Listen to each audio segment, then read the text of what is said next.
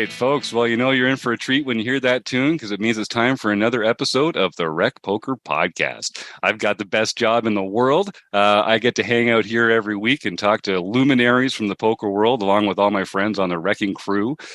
So I'll just say, if you don't know what Rec Poker is about, we're a group of fun but serious, winning, recreational amateur players. We love sharing our love of poker with the world, and we do it mostly for free. A lot of what we do here at Rec Poker is volunteer-based. It's free to join.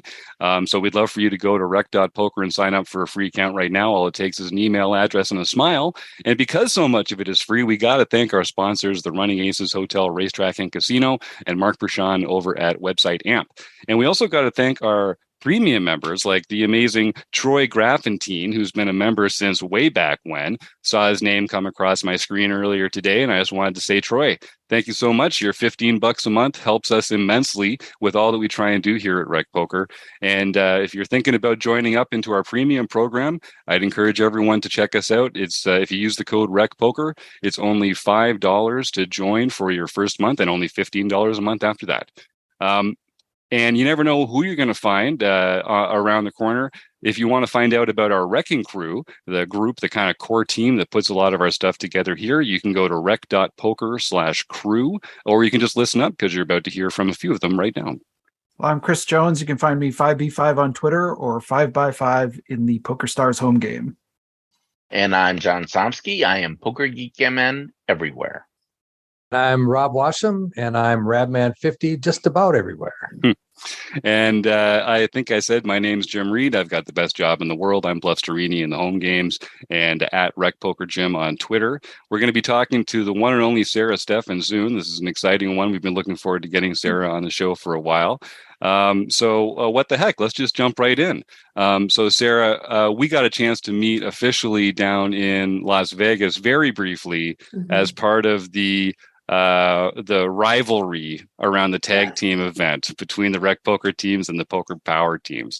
And you guys whooped us. You whooped us good. The Poker Power team was the last team standing. Nice. So congratulations on that. But that was a lot of fun. It was nice to meet you in person.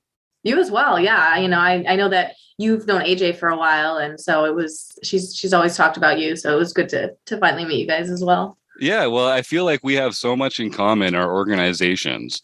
You know, we're both very interested in fostering this friendly, inclusive atmosphere around the poker table and welcoming people into it and letting people know how much fun you can have if everyone just treats each other well. And it doesn't seem like it's that much to ask, to be honest with you, but here we are. You never know.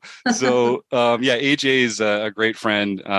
We're doing some more work together between Rec Poker and Poker Power as the year goes by, which I'm really excited about. And you two are both in Chicago, is that right? Yes. Yeah, we played in a home game probably about 15 years ago, and so we've known each other for a long time. And then, you know, once I started with Poker Power, I invited her to kind of come on board, and now she works for them full time, which is fantastic. So it worked out.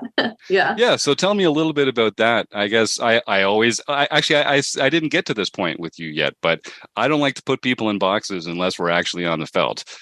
So how do you kind of consider yourself in the poker world? You've got a lot of different facets. You're an instructor, you're a player, you're an ambassador.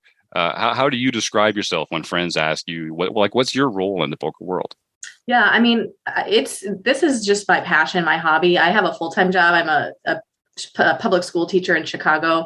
And so, you know, poker's just like been my passion. So when I got to join Poker Power, it was great because I just got to kind of combine those two things that, you know, being a teacher, but getting to teach poker, which I love. So yeah, I'm definitely a rec player, but I put a lot of work into the game and I enjoy it. I travel as much as I can, you know, being off during the summer really lets me kind of, you know, go to the different stops and, you know, sometimes on long weekends. And so, it's a lot of fun. That's great. Well, I see we've got a few people in the YouTube chat, and I encourage all our listeners, if you want to join us for free every week live while we do these recordings, you can come to YouTube and join in, put your questions in for free. And we always do a free draw at the end of the episode where I get to use my nerdy dice to find out who's going to win the prize this week. So anyone in YouTube, feel free to type your questions in. And anyone here in the panel, of course, feel free to jump in anytime. So tell me a bit about, because you've been involved with Poker Power since early days there. Tell me a little bit about how that organization came together and sort of what it's become over the last little while. Yeah. So basically, Jenny Just is the founder, and she is just an amazing woman. She has a lot of different sort of facets, but she started a trading company, basically Peak Six, downtown in Chicago. And so poker's kind of always been around her, in that industry. They played it a lot. She wasn't a poker player, but her husband played, and, they would have tournaments there at Peak Six. And one day, a few years ago, her teenage daughter came home from a tennis match, and she had lost the tennis match, and her husband was, kind of frustrated at it. And he's like, it doesn't even seem like she knows that there's an opponent in front of her. She's not thinking about any strategy. And then he offhandedly said, we should teach her how to play poker. And how her mind works is she kind of was like, we should teach her how to play poker, because all you think about is your opponent and their strategy. So she kind of sat with that for a little bit. And then she started just doing some groups with her, the mom friends and their daughters, and they would have a couple groups, and they had a lot of fun. And then it just kind of went from there. So her assistant, they were looking for like a female poker player in Chicago. And I, there's just not a lot of female poker players in general. And so I had done like one, Jeremy Smith, who used to direct the HPT, had asked me to do like a tiny little interview for an Indiana newspaper about what it was like to be a woman in poker. And so her assistant had just Googled female poker players in Chicago. And I think that's like the only thing that came up. And so she reached out to me. And then I got to go downtown and meet them and like hear about their vision. And it kind of just went from there. And so then it started, and it started live. Like I would go to the suburban libraries outside Chicago and just teach high school girl groups how to play poker. And it was a blast. And then COVID happened. So we really, actually worked out because we transitioned to virtual, and then we were able to expand. And now we've done thousands of, women. We've taught thousands of women already in the last few years. So that's amazing. Yeah. And that must have been a real adjustment from teaching live to doing it exclusively online. I'm sure a lot of organizations have gone through that. But what were some of the differences in the way that you approach learning or teaching as a teaching professional? I'm kind of curious to get your take on that. Yeah. I mean, it's so much harder online, because poker's such I don't know. I like the live. I don't really play online a ton like I will, but I like it. I like the live aspect. I think it's more fun, and it's a hard game to learn, when you're online, because, the girls that we were teaching had just zero experience. And so, you're not only learning a whole vocabulary, but then you're playing on an app and you're trying to figure out what the controls are. How do I check? We use Poker 2 and a lot of our games. So that's kind of like a confusing app anyway. How do I check? How do I fold? How much do I bet? And it's fast, because it's online. So that was super challenging. And, live, we would go a lot slower in the sense that we would talk through let's play what's the nuts, and let's do 10 hands where we can just, talk through what would the best hand be in this situation. So it was hard, but, we figured it out. We had a couple great, Melanie Weisner helped a lot with our curriculum. She's so great, yeah, she's amazing. And so, we were able to do it. But it was for sure challenging. And now, with COVID, kind of on getting better, we're able to do some more live events. So that's been a lot of fun too. Nice. Going back to live. I know Chris has some questions from YouTube. I'm going to jump in with one takeoff there. So you're a professional teacher. Are there some common elements to teaching games as well as sort of teaching a more typical curriculum? And what kind of things stay the same as you're in that position? Yeah. I mean, I think definitely it's all about just building a foundation, right? And so just teaching, it's you have this end goal and you have to kind of backwards plan, be well, what do you need to, in order to learn this, you need to know this, and then this, and then this. And it's the same thing in poker. So just really building from the the basics. It's like, if you're going to learn, how to bluff, well, first you need to know what types of hands do I bluff? Is this a bluff? Is this a value bet? And that's where I think a lot of people struggle in the beginning, is they just are so unsure about the strength of their hand that sometimes you don't even know why you're betting. Are you betting for value? Are you betting as a bluff? So you just kind of gotta sort of roll back all the assumptions of what And that's what's hard, because as poker players, it's just, there's so much to learn. And sometimes you forget the very that you just assume that people would know things that they wouldn't. And so you kind of just got to backwards map to the very beginning and, start there for sure. Yeah, that really just struck a chord with me, because I remember in my own poker career when I stopped thinking about the absolute value of my hand and started thinking about the relative value of my hand, given the board and the action and all that kind of stuff. And we do kind of take that for granted now that we've been, playing as long as we have. But it's a really important step in someone's journey to sort of know where they are. And it's hard to do that without getting reps in and sort of getting familiar with the environment like that. Yeah, that's really interesting. Great point. All right, Chris?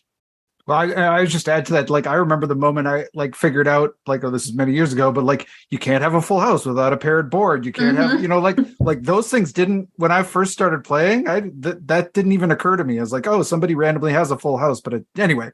Yeah. But Sarah, one of I've got audience question and a question of my own. You mentioned preferring the live game, and Poker Powers. I really am a great admirer of your mission and kind of drawing more women into the game. But one of the things that we do know is that, at least by all the sort of stats that I've seen, is that more women, if percentage-wise, play online than play live. And I'm curious about maybe some of your thoughts around what is it about the live game that you enjoy more, but that maybe prevents us from reaching some of those numbers that we do see in some of the online environments. Yeah. I mean, I think there's so many reasons, right? I think number one is just a lot of women don't have the time. It's if you're going to go play a tournament or a cash game session, you need, at least 3 to 12 hours, you're probably going to have to travel there and back an hour. And so it's just, people are moms, they have families, it's hard. It's just hard for them to find the time, for sure. And I just think the environment, it's definitely intimidating, when you walk in and you are, one of 1, 2, 3 women in a room of 100 people, and you've never done that before. If you don't have somebody to go with the first time, I think a lot of women probably peek in that room and then just walk out, because they don't want to look stupid, even though it's part of it is just like learning and getting comfortable. But, it's intimidating, I think, for a lot of women. And, just because they already feel like out of place, and then they don't know what to do. So it's like, well, what am I going to do when I sit down at the table for the first time? Do I need cash? Can I pay with the credit card? It's just, people don't know. And so I think unless you have someone kind of holding your hand that first time, it's intimidating for sure. Yeah. And that's one of the things I love about sort of watching the growth of what Poker Power has done. It seems like that there's almost like a buddy system in some ways, and you're constantly sort of cheering for each other and traveling with each other. And there's sort of this sort of growth that happens that way, which I think is really exciting. Yeah. I mean, we had a woman, a couple, but one of them I met at the ladies event, who flew out. She had never played live before. And she flew out to Vegas from the East Coast, for the ladies event. And she came to the booth and was chatting, and she was having the time of her life, but again, we're there, she can come and be like, hey, what do I do? You need to get a player's card. You need to do this, you need to do that. And, we were there to help. So, but it's, more of our women are doing that. And it's so fun to see and to meet them in person, and they're putting themselves out there, it's great. Yeah. Well, and so we have a related kind of audience question. Dark Angel is asking, Sarah, what do you think of the turnout at of the ladies at the WSOP? The quote here is 6% of the field was ladies overall.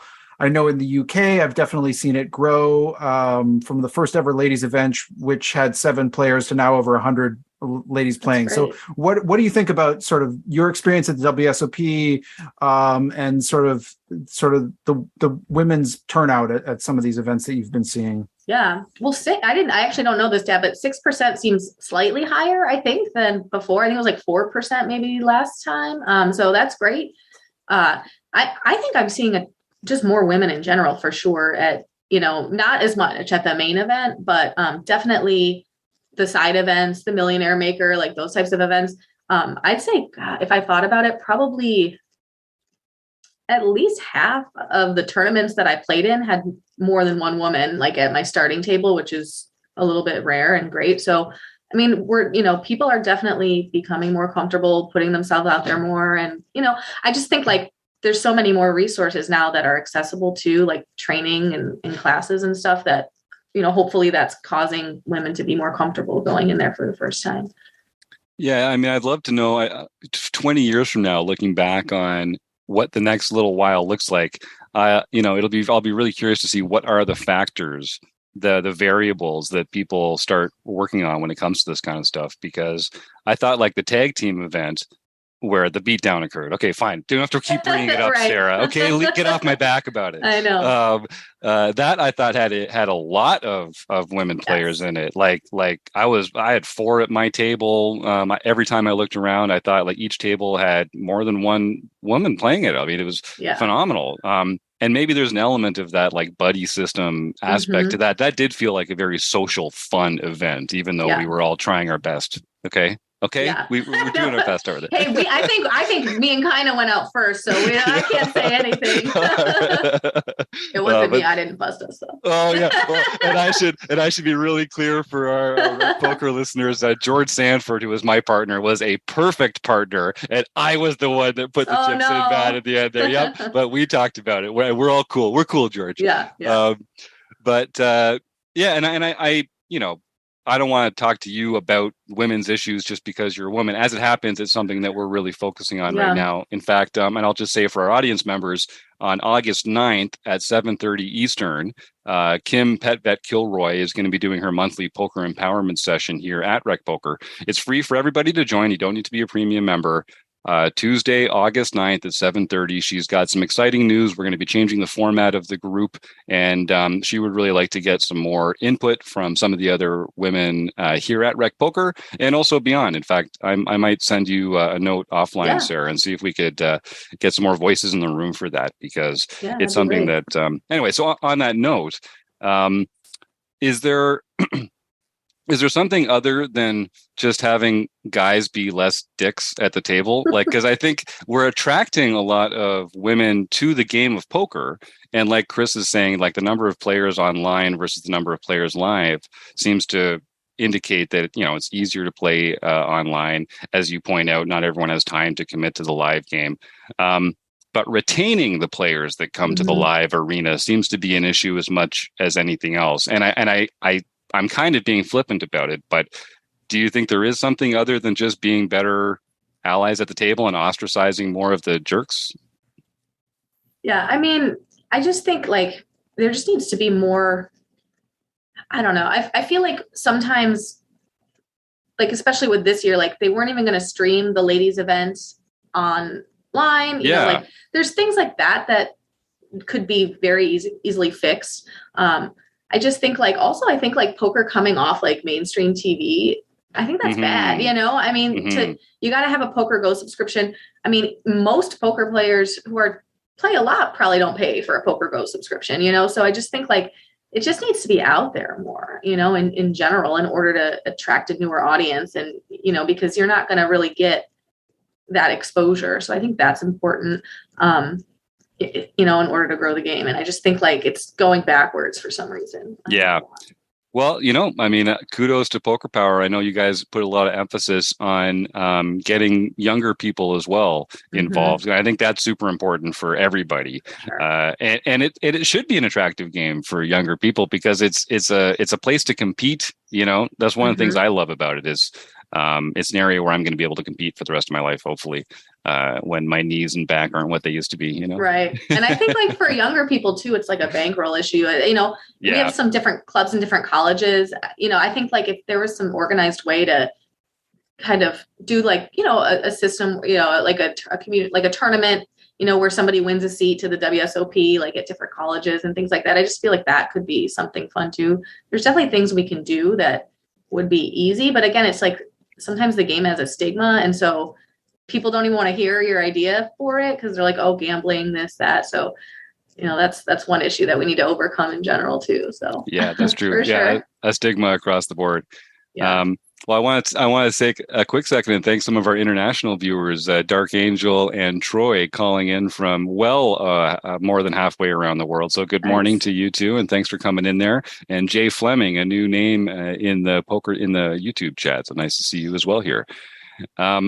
So you are working primarily with beginner players, and then you turn them into intermediate players. And I'm sure you're also working with intermediate players. What are once people have kind of got the basics down and they've played a bit, what are some of the kind of pivot points that you see in your students, in your clients, where there's kind of those moments of epiphany where they, start thinking about poker in a new light and take that next big step? Yeah, definitely see that. Some people, they don't take to the game, but we have a really a good solid percentage of our players who we have community games every day online. They're free. They're just for fun. And we have women who show up every day and play these games, and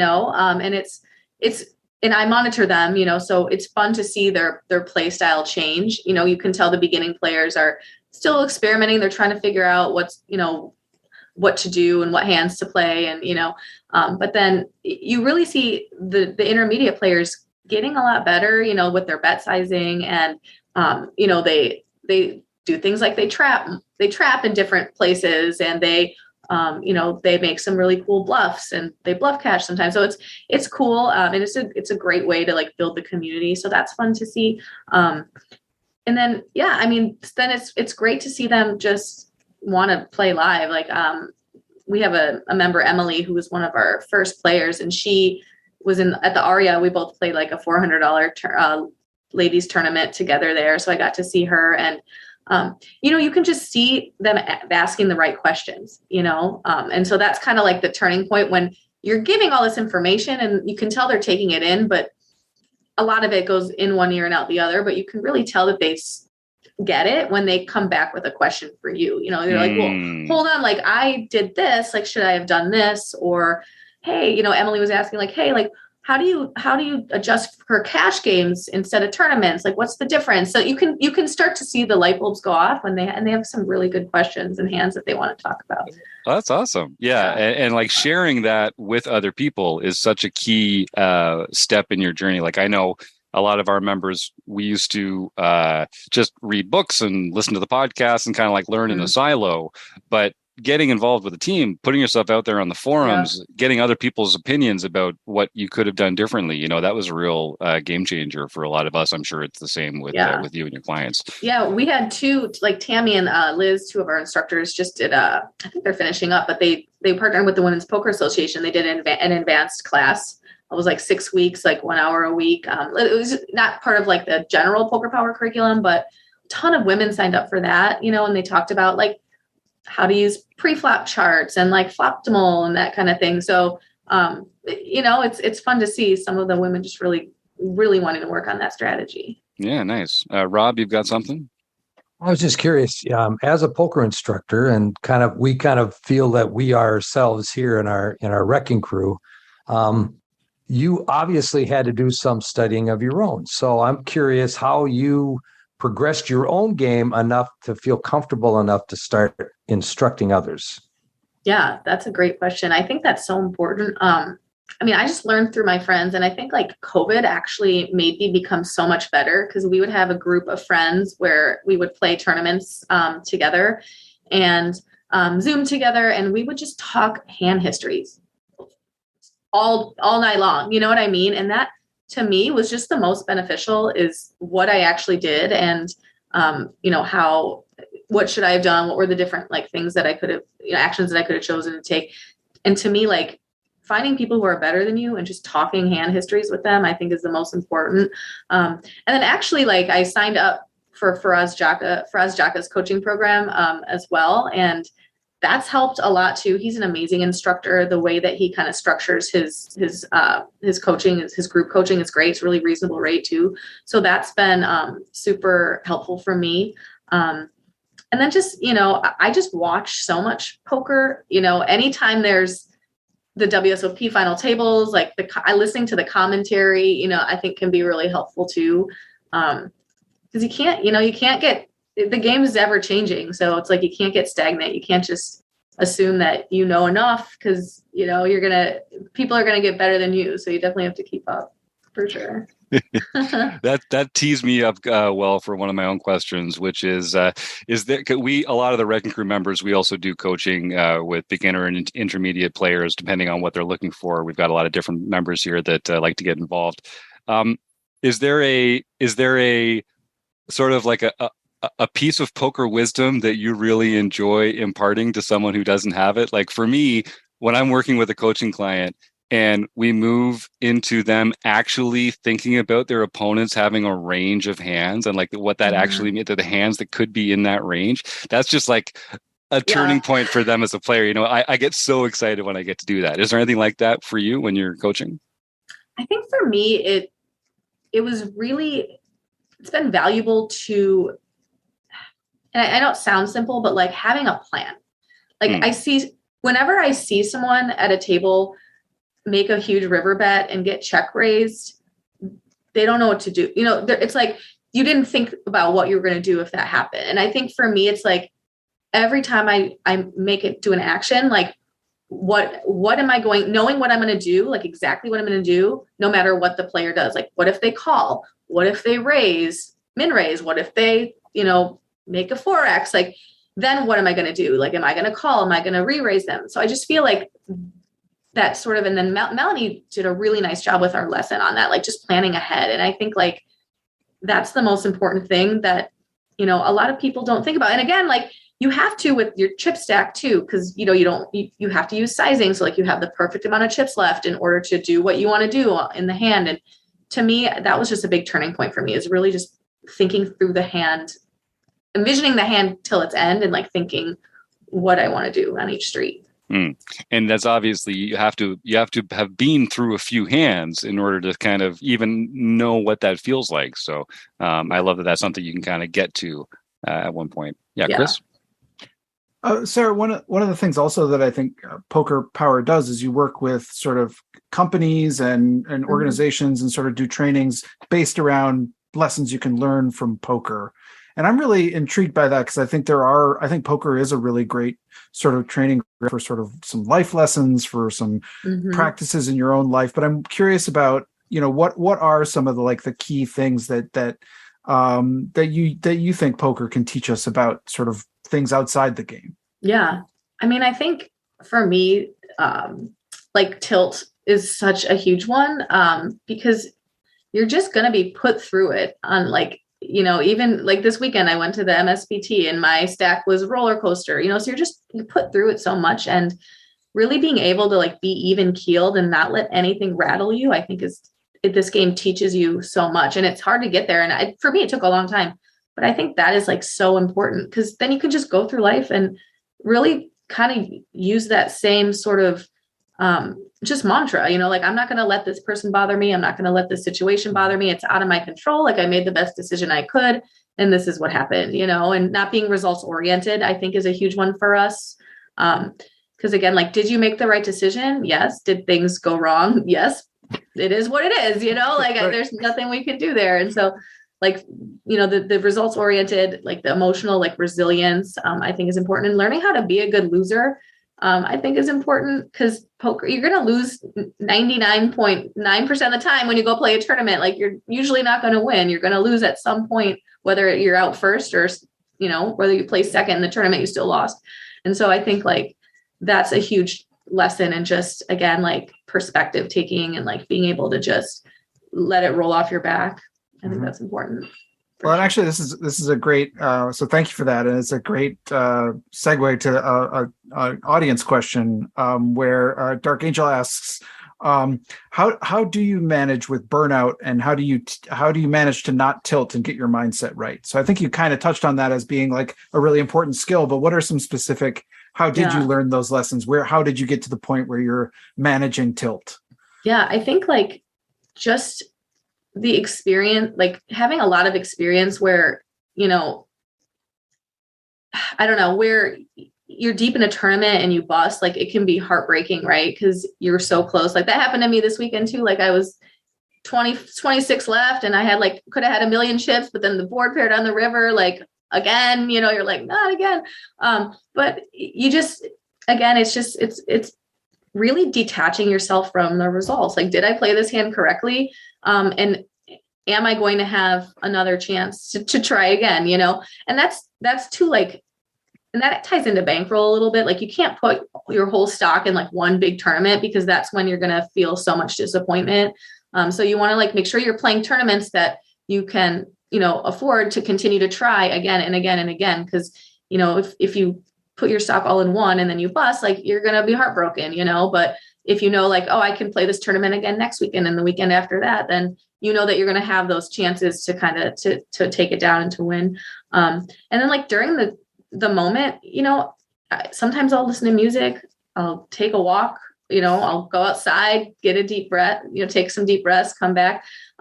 I'll text my friends, you know, and tell them to like send me something funny or tell them to talk me down off the ledge, you know, and they say something funny. I think it's a support system is important too. Like, you know, sometimes you have those friends who like will listen to your bad beat and like make you feel better and you want to talk to them. And sometimes you'll have those friends who just tell you to shut up and get it together. And sometimes you want to talk to them. And so it's like, you got to have that support system. That helps a lot too.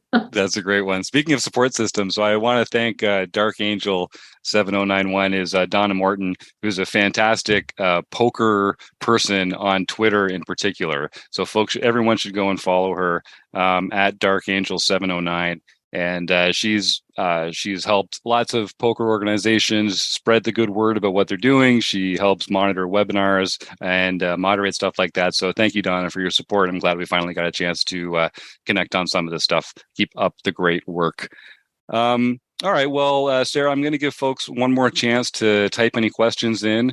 In the meantime, before we wrap it up, how do you like people to get in touch with Poker Power? We'll talk about you in a second, but what's the best way for people to get lined up with Poker Power, and what does it look like for them as they join and get more involved? Yeah, you can just go to pokerpower.com and we offer classes that start at the top of every month in groups of 4. So you can sign up for 4 at a time. 1 through 4 is basics.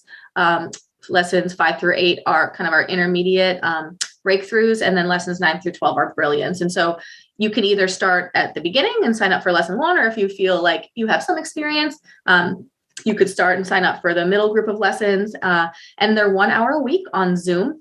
It's about 30 to 40 minutes of like a strategy presentation. And then we break into breakout rooms and you play on an app, which we are almost like we have an app now, which is great. We're still working on some of the bug fixes and things like that, but we utilize our app now in our game.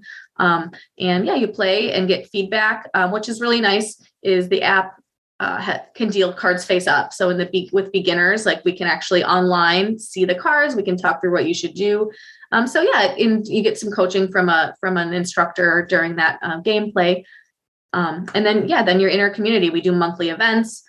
We do meetup games sometimes. We do, we did like Kina and I did a heads up lesson recently. So we do like really cool monthly events that are free. So yeah, we encourage everyone to sign up at pokerpower.com. Yeah, and if folks are at rec.poker, we've got a link to join up with Poker Power in our Learning Partners section. So they're right up there with all the other premium training organizations from around the world that we love to work with here at rec.poker. So you can go to rec.poker/resources and find out more information about them and the other groups there. Sarah, you're getting some very complimentary comments from the chat here from Martha nice. And from Donna and a few other people. So on behalf of them and myself, thank you for joining our Wrecking Crew to have this conversation. I had a ton of fun. Yeah, it was great. Happy to come back anytime. So well, we're going to hold you to that. And I know you have a lot of fun on Twitter. Oh, in fact, we can't let you go before we talk about some railing that's been happening on Twitter recently. So first of all, what's your handle and what's the best way for folks to get in touch with you personally? Is it Twitter or email or smoke signals? What's your preference? Yeah, Twitter's great. I'm Sarah K. Stefan at Sarah K. Stefan on Twitter, and on Instagram, sarah.poker. So those are, two great ways. You could also just email me, sarah@pokerpower.com as well. Yeah, I do. We have some fun on Twitter for sure. So, I mean, Chris might tee this up a little better than me, but I know you've been down at MSPT playing a little, but you're also part of a great rail. Yes. So, I mean, there's a couple photos that are going around Twitter today. By the time people hear this, it'll be a few days later, but you can go back and check it out. But can you just tell us what makes a good rail? Like what are the qualities that make for a good rail? Yeah. I mean, you just got to have fun, And so, like I busted 26 yesterday. My friend Angela was still in. So we went and had some drinks. She, on her, she gave us $100 and then nice. Another $100 and sent us off. And then we came back and we just had fun. And, it's fun to just be able to cheer on your friends and be like super happy for them, and then there for them when they bust out. But she got fifth. And so for cool 46 grand. So that was great to see.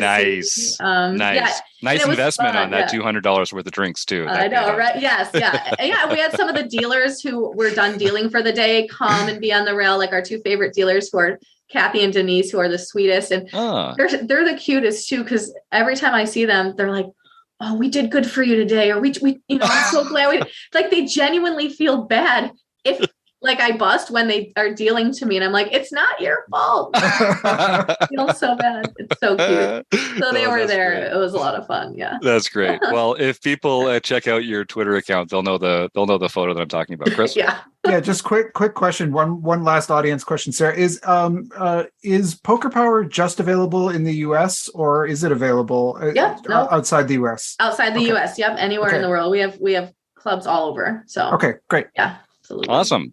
Well, thank you again, Sarah. We're overdue to have this conversation. Sure. You guys are going down in the tag team event next year. I'm already studying. We'll see. All right. Well, thanks again for joining us, and we'll talk again sometime soon. All right. Keep up all the great stuff. All right. Take care. Bye-bye. Well, that takes us to John Somsky's MVP Spotlight. We're going to talk about our own home games. Poker Power, you're not the only one doing multiple free home games every day of the week. We got a chance to spread our wings and fly over here, thanks to this man, the one and only John Somsky. John, what's happening over in home game land? Well, actually, it's not thanks just to me. We do have lots of people playing in these games. Otherwise, they wouldn't actually be happening. Anyway, you're going to kind of see a theme for this week. Uh-oh. We'll start on July 18th. A really mad guy, won his third nightly series. Nice. And that's his 6th lifetime event. Yep, we got used to hearing his name. Yep. And then J.S. Edom, Jeff S., or J. Sedum, maybe, got his 6th nightly victory for the year. Then we come back to a really mad guy again. Mad guy got his 4th nightly victory for the year. Mm-hmm. Then we have John Lutzy. John got his first nightly victory for the year. He's a beast. JB Twin Cities, Joanne Bird got her 2nd nightly victory for the year. And Poker. Joanne, I do know you are a her. I just, when I'm putting the things together, I sometimes delete the wrong half of. I have the default says his or her, and then I have to delete the portion I'm supposed to delete and got the wrong portion. Joanne's as far as I know, the only customer in the history of the Rec Poker Moving Company. As far as I know, she's the only recipient of those exact services. As a matter of fact, I was signed up to help with that move, and then the times got changed and it no longer worked for me. I'm speculating that she just figured I was going to break something if I was involved. Just like move it out of a window. Exactly. Quick, when is John Somsky not available? We got to do this. Then on July 23rd, Kelly S, 1962-20. She's awesome. Kelly Stork got her first nightly victory for the year. Wasn't on a Sunday, was it? Because she's been loading up on those Learn Pro Poker lessons already, and I really can't let Kelly Stork get any better at the game of poker. That was a Saturday. Okay, whew, good thing. But also on Saturday, we have a really mad guy, won the daily mixed event. A mixed event. Holy cow. And you may not remember last podcast, but the previous week, he had also won the mixed event. Holy. It always, so the way, this is a little behind the scenes. The way it works is like when we have the mixed events, I clone the previous post and then edit it. And it gets confusing when the same person wins it because I have to go like, wait, did I edit it already? Or do I need to change? So I have to look a little closer. It's easier. So someone, please, next week, win the mixed event. Yeah, that's right. Well, that's a real help. So he won 2 No Limit Hold'em events and a mixed game event in the same week? Correct. Wow. And the week before, he won at least the mixed event. He may have won another event too. I don't remember, but he's been coming on strong. That's in the running for one of the, I'm just wondering if he's not so mad anymore. Yeah. After all that. It's tough to stay mad when you just keep winning. That's right. I'd be the pretty chill guy by now. Sort of like resting on my laurels guy. But all right, congratulations, sir. And then we have our international events. Monkey System, Keith Brandt won the 2 p.m. international event. Or no, he won the 8 a.m. international event. The 2 p.m. event didn't actually run because there weren't enough players signed up. That's Remember, right. you have to Game have integrity. 2 players signed up by the start bell. International players. Yep. If you're listening, I'm looking at you, Donna and Troy, and some other folks chiming in from across the pond. Every Saturday, we have one of our No Limit Hold'em home games at 8 a.m. Central Time and 2 p.m. Central Time. So we got a chance if you're not in the normal North American time zone, there's a chance to swoop in and earn yourself a bronze pin. And John won't say it, but the fact that they're kind of a smaller field typically is a good way to sneak in there. Maybe you only have to beat 20 people or so to get a bronze pin as opposed to the usual 60 or 70 they're playing in the nightly series. So check that out, folks, every Saturday. And that's we also have one at 8 Central at night, along with our practice mixed games on 8 Central on night. John's really working the water wheel real hard on Saturdays, powering up all those different home games that we have going on. It's true. And I just want to point out that only Jim thinks that people who are not in this time zone area are not normal. I think you're all normal people, and you each have your own time zone, and it's perfectly fine. Okay. Then for the LPP Sunday event, we have a brand new victor, first time. Jesse Two Shoes, Jesse Granfors won his very first Learn Pro Poker event, actually his first Rec Poker event ever. So he can contact Jim at rec.poker to earn his free month at Learn Pro Poker. Yeah, you send me an email, my man, Jim at rec.poker, and claim that prize. Ryan LaPlante and the Learn Pro Poker crowd put an amazing array of content together. They're constantly updating it. Videos, courses, curriculums, one-on-one coaching sessions with Ryan.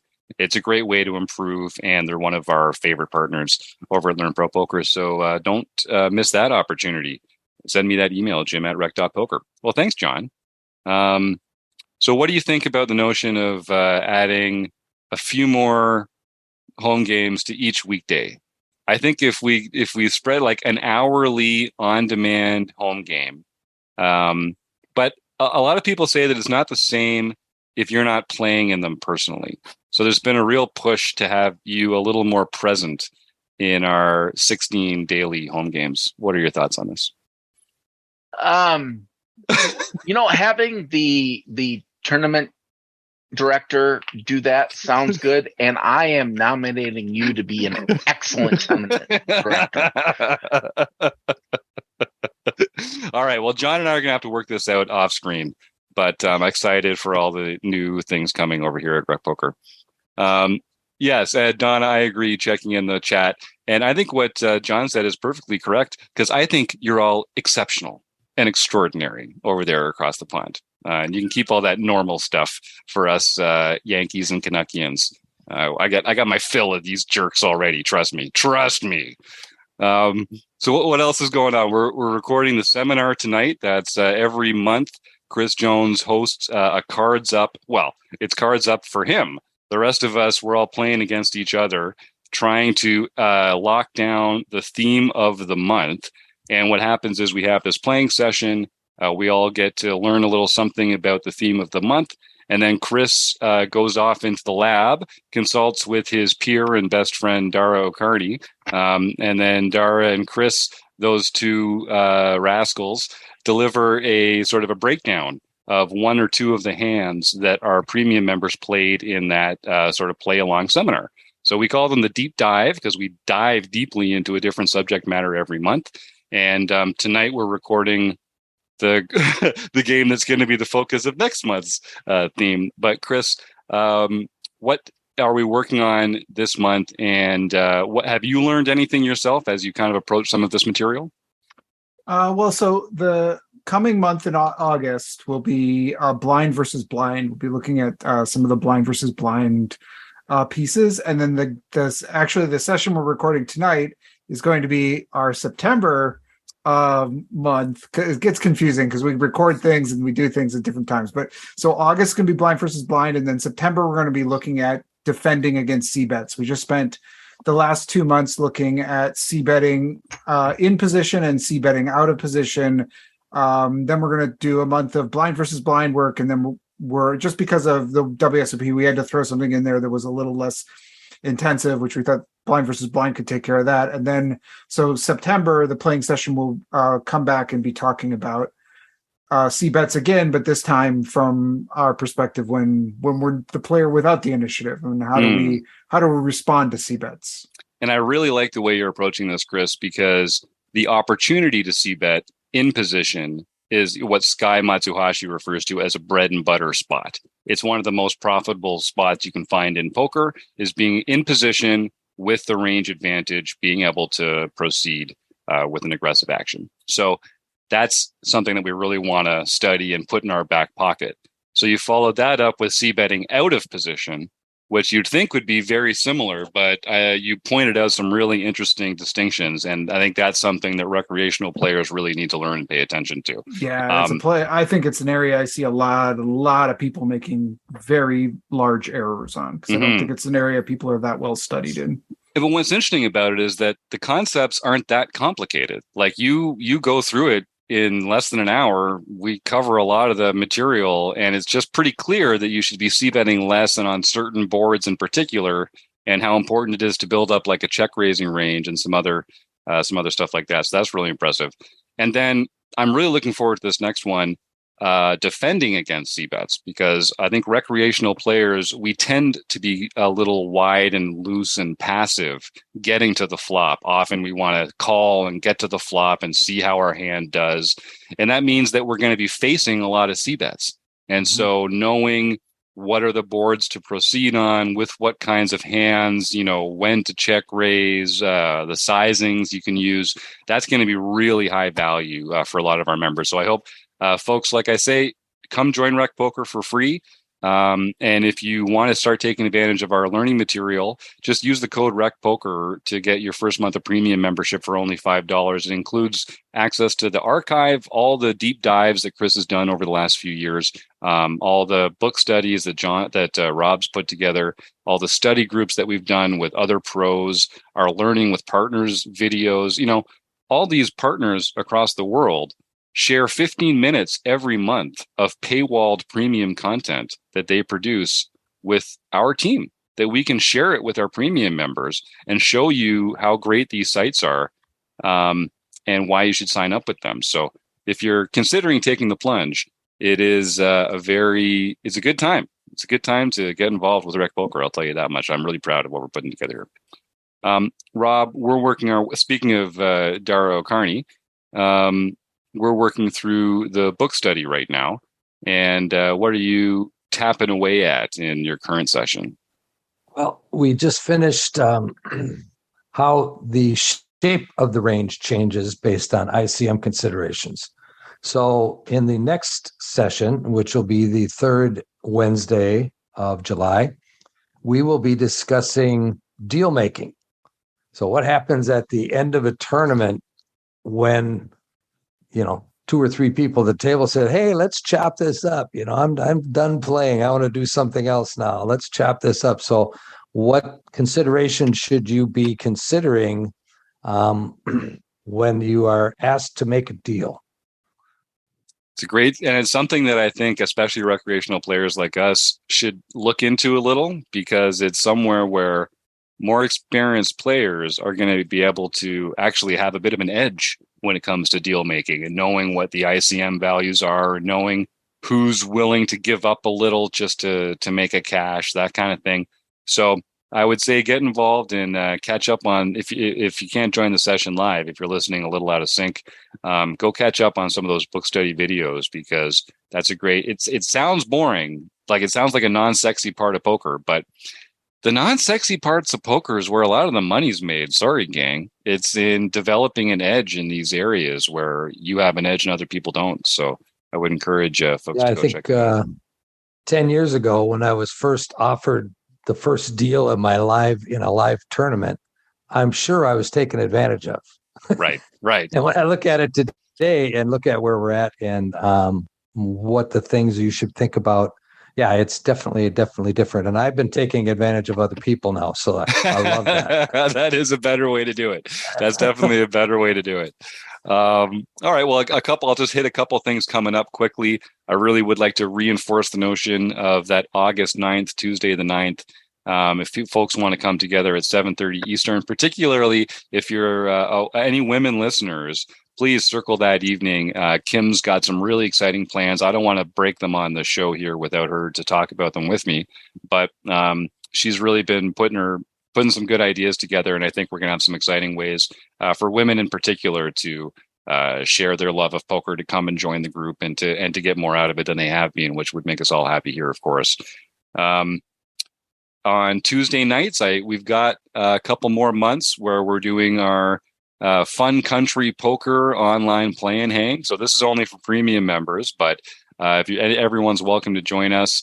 A Tuesday night at 9, we play a 9-handed sit and go, and on the Fun Country Poker platform, which is a lot of fun. You get to watch each other and share a conversation with each other. That's why we call it the online play and hang, because we're all hanging out and having a good time as we play. But it's for premium members. It's free to join for premium members, and one of those 9 people is going to win a $50 Amazon gift card, compliments of Fun Country. So being a premium member, I think I mentioned, only costs $15 a month, and you're going to get 4 cracks a month at $50. That's if you're a life net like me, come do it. Who won it last month or last week? Let me see. I can tell you. We should talk about that. We should actually talk about that, as long as we're talking about results of home games. Yeah, you're right. That's a great point. So I'm behind on some emails, so I still have it in my email here. I think that was Joshua Campbell. Josh Campbell. Not for the Torinar. Yeah. Good for Josh. him. Yeah, he's been a presence on our Tuesday night Opas, and he was the winner. Eric Ginn has won a couple of them.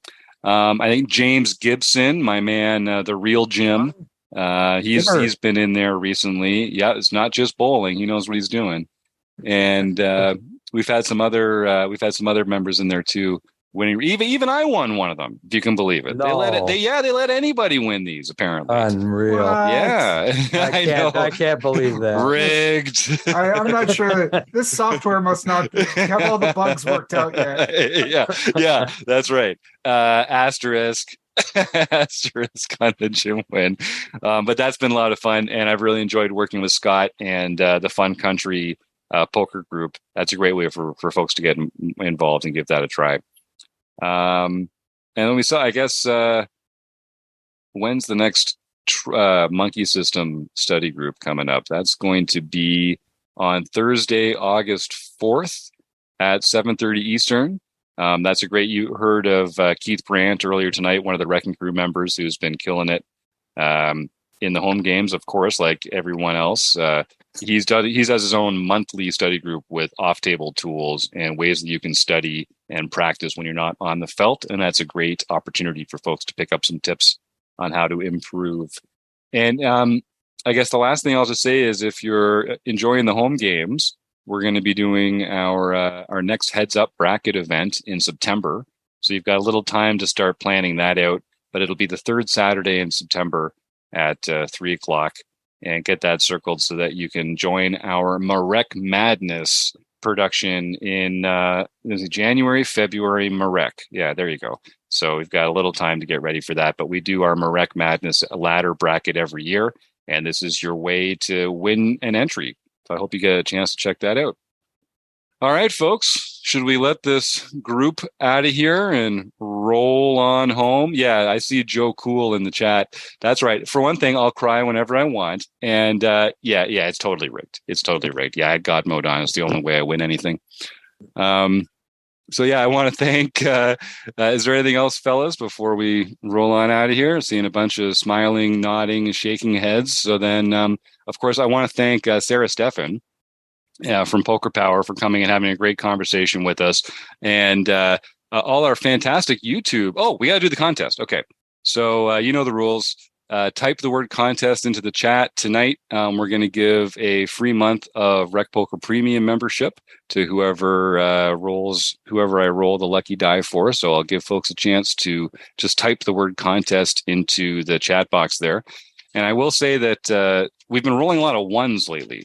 So the first person to put their name in there, I like their odds. I'm just going to say that, even though we do have a very strict randomizer here. It's a series of nerdy dice that are not weighted. And we should probably start doing these live, let people see what's happening. Let me see. So I'll thank our sponsors again, the Running Aces Hotel, Racetrack, and Casino, and Mark Prashant over at Website Amp. We can't do what we do without you, so thank you so much. All right, I see enough in there to officially roll a die. We're going to start with Eric and work our way down. Nice to see you again, Eric. Hope everything's going well over there. Here we go, and it is Eric. It was a 2 this time.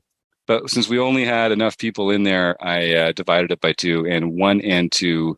Yes, I know, Donna. That's why you got to too late. All right, Eric Anderson, you know the drill.